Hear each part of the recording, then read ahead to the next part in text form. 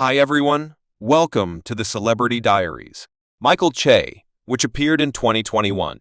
In addition to the fact that Che created this series, he filled in as its chief maker, exhibiting his capacity to steer projects from origination to execution, notwithstanding his TV attempts. Che has shown up on the big screen with jobs in movies, for example, Chinese Riddle 2013 and 2014 and Top 5 2014, displaying his flexibility as an entertainer across various mediums. Monetarily, Che's commitments to SNL have been properly compensated, with reports demonstrating that he orders a robust compensation of $25,000 per episode. With the show ordinarily circulating 21 episodes for each season, Che's yearly profit from SNL alone is assessed to reach roughly $525,000, further cementing his status as a top-level talent in media outlets. Conceived Michael Che Campbell on May 19, 1983, in the clamoring suburb of Manhattan, New York City, appeared on the scene as the most youthful kid in an enormous family headed by Nathaniel and Rose Campbell, experiencing childhood in the core of the Lower East Side. Michael encountered the difficulties of metropolitan life firsthand, dwelling in broad daylight lodging close by his sixth kin and pondering his childhood in a 2019 meeting with the New York Times. Che genuinely related the unforgiving real factors of his initial years. You live without heat, you don't have food, you don't have door handles, and you don't have all that he uncovered, offering a brief look into the battles that molded his strength and assurance, regardless of the obstructions he confronted. Michael sought after his schooling at the esteemed Field H. LaGuardia Secondary School of Music and Craftsmanship and Performing Expressions, a demonstration of his enduring obligation to personal growth following his secondary school years. Che set out on an alternate path, burning through 2 years as a client support delegate for a Toyota showroom, where he improved his relational abilities and hard-working attitude. Yet it was his inborn ability and enthusiasm for imagination that eventually set him on the course to comic approval beyond his normal everyday employment. Che dove into imaginative pursuits, planning shirts decorated with acrylic pictures of Vips, which he sold in Manhattan's stylish Soho area. His creative flair got the attention of design portable Tommy Hilfiger, who perceived Che's true capacity and offered him an independent logo plan that opened doors anyway. Che's dread and self-question drove him to pass up this promising endeavor, a choice he later lamented, confronted with a feeling of disappointment and stagnation. Che found comfort and reason in satire, a deep-rooted energy that had touched off inside him since early on. Evoking the stage with fervor, he wandered into the universe of stand-up, drawing upon his mind, and went on to spellbind crowds and cut out a specialty for himself in the serious domain of amusement. Michael Che's comedic climb started vigorously in 2009, when, at 26 years old, he made his most memorable strides onto the parody stage, wandering into the clamoring parody scene of New York City. He regularly visited open mic evenings at different clubs, sharpening his art and calibrating his comedic voice. As his certainty developed, so did his presence in the city's satire circuit. Landing gigs at eminent scenes like Parody Dealer and Caroline's, the defining moment in Che's vocation came in 2012 when he secured the title of New York's Most Amusing Entertainer.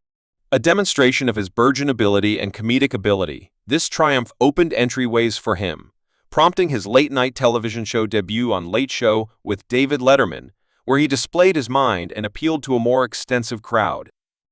2013 ended up being a watershed year for CH, as he gathered far and wide acknowledgement in the satire world, being named one of the 50 most amusing individuals by Drifter magazine and one of the 10 comics to watch by Assortment magazine, which set his status as a rising star in the business.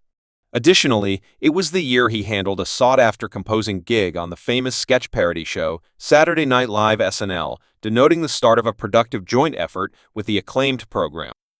The next year, Che's direction kept on rising as he momentarily filled in as a reporter for Satire Central's The Day-to-Day Show and showed up in Chris Rock's movie Top 5 anyway. His most critical achievement came in September 2014, when he left a mark on the world as the main African-American co-host of the End of the Week update on SNL, venturing into the spotlight close by Coling. Yas Che's dynamic organization, with Ye revived the End of the Week update section with one especially well-known fragment, including the pair composing jokes for one another, an idea that tried their comedic chops and fellowship. However, at first, overwhelming Shay and Joe Science appeared through enthralling crowds with their well-honed exchange and disrespectful humor around the same time. In 2014, Michael Che kept on extending his comedic collection, exhibiting his gifts in different mediums. He featured in his own parody extraordinary named The Half Hour, currently known as Funny TV Furnishing Crowds, with a brief look into his novel kind of humor and mind. This undeniable critical achievement in his profession hardened his situation as a rising star in the parody scene. Expanding on this achievement, Che wandered into the domain of streaming stages with his most memorable Netflix exceptional Michael Che Matters in 2001. This stage permitted him to contact a more extensive crowd, further establishing his status as a comedic, inspiring phenomenon in late 2017. Che further set his job on SNL by expecting co-composing obligations close by, while solidifying his impact in the background as well as before the camera, pondering their cooperation. Yost commented on the rush and anxiety of seeing Che's jokes unfold in real time, highlighting the dynamic and flighty nature of their accomplice. The next year saw Che made remarkable visitor appearances on well-known TV programs, exhibiting his flexibility as an entertainer. In 2019, he enchanted crowds of any age with an appearance on Sesame Road, where he showed up as himself, giving giggling and pleasure to viewers young and old. He also showed up on the Good Times TV series, the other two further showing his comedic reach and allure in an astonishing yet fitting move. Che and his Saturday Night Co. have Colin Yast made an appearance in the universe of expert wrestling, showing up on WWE Crude and WrestleMania 35. This unforeseen hybrid not only exhibited Che's capacity to connect with assorted crowds, but in addition featured his eagerness to embrace new and unpredictable open doors, proceeding with his dash of progress. Che got back to Netflix in 2021 with his unique Michael Che Sean Satan enamored crowds with his sharp perceptions and daring editorials. Moreover, he wandered into the domain of TV creation with his own show on HBO.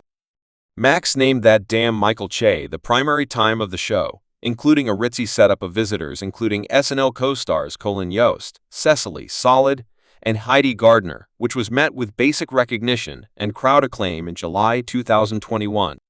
Max declared the recharging of That Damn Michael Che briefly refers to Che's exceptional comedic style and his capacity to handle provocative topics with humor as key elements in the show's prosperity. Sarah Aubrey, HBO Max's head of Unique Substance, communicated fervor about teaming up with Che, highlighting the expectation encompassing the show's return anyway in the midst of his thriving achievement. Che dropped a stunner during a stand-up show on April 26, 2022, reporting his takeoff from Saturday Night Live after the Flow season in spite of at first minimizing gossipy tidbits about his leave.